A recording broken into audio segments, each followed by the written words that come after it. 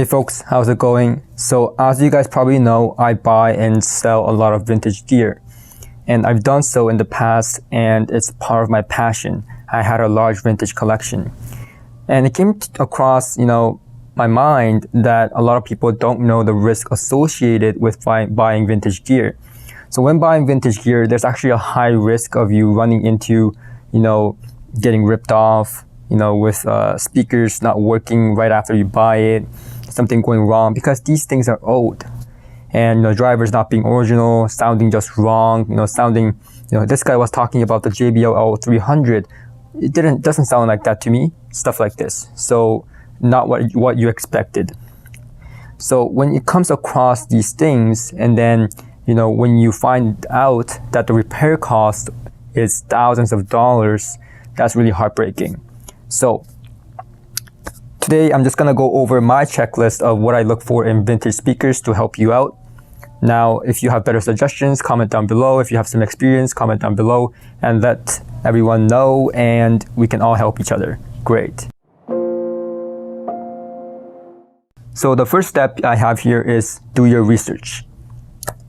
Now this may seem awfully obvious, but research what you're buying, research if the speaker is from the 1960s, 1980s. That'll give you an estimate of how much the speaker has been used, how old it is, all these things, and you can see, the original drivers, the model of the crossover, all these things. Then you go to the person and you won't be scratching your head going like, well, are these the original drivers? You shouldn't be asking that question. You should be asking the question of, can I see the back of the driver so I can identify the model? Now this way, you won't be ripped off because you know what you're doing, you know what the model is, and you know what you're talking about. Now, the second is check the surrounds. Now this is true for woofers, tweeters. In case of some speakers, there's foams. So a simple way to do this, just check it gently and see if there's any rip, see if anything is coming off. If it's becoming soft and kind of falling apart, then that's no good. That means you need to replace the surrounds, and that'll cost you anywhere, depending on the speaker, from $200 to $800 per driver. So that is not a big concern, but that is something to be considered in the price. So often than not, I've had a scenario where I went to the guy and the surround was bad, and I said, hey, you gotta factor this into the price. And some of them will be like, okay, I understand, and take a few dollars off. Or some of them will be just assholes and say, well, it was already factored in the price. Either way, you can walk away from the deal or take the deal, but at least you know that the surrounds are damaged and you need to replace them, and you know the approximate cost, so you can do your calculations. Now, the third is check if there are any modifications. Now, I feel like this is the most important when it comes to JBL speakers or certain vintage speakers. Now, JBL speakers and certain vintage speakers like Altec, they are tuned to sound a specific way. So they're very specific to how they're supposed to sound and what goes in it. The crossover, the driver, the caps, everything. So when you change those things, the change of sound will be drastic in some cases, and sometimes not for the better.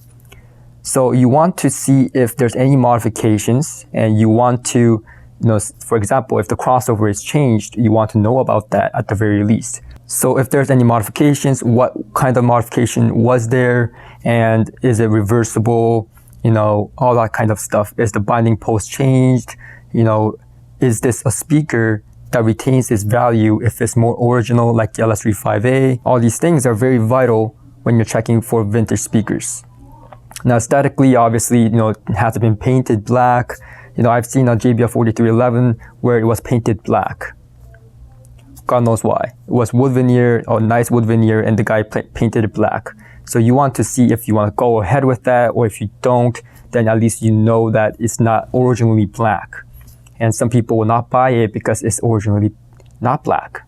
And you want to know about these things. Step number 4, check the condition. Now, this may seem like step number 3, but it's a little bit different.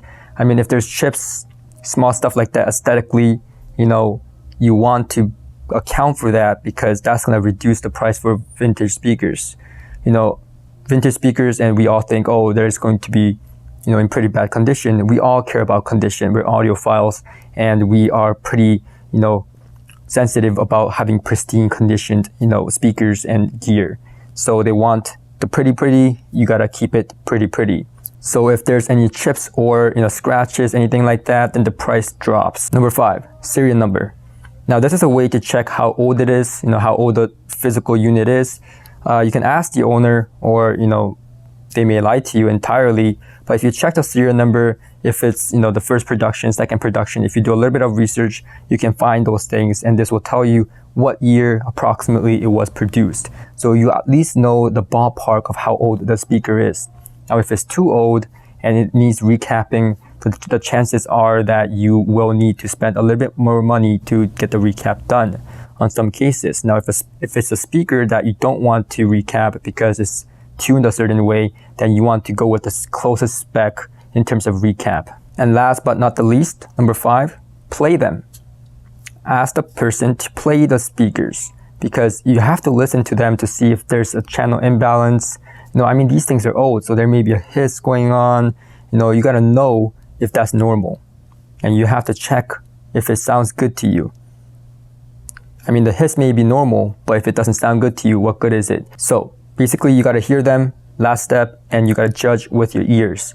You gotta go to each tweeter, each mid-range, each driver, put your ears like this, and see if the sound is coming evenly from both speakers on each driver. And that's how you do it. So thank you for watching, and I'll see you guys in the next one.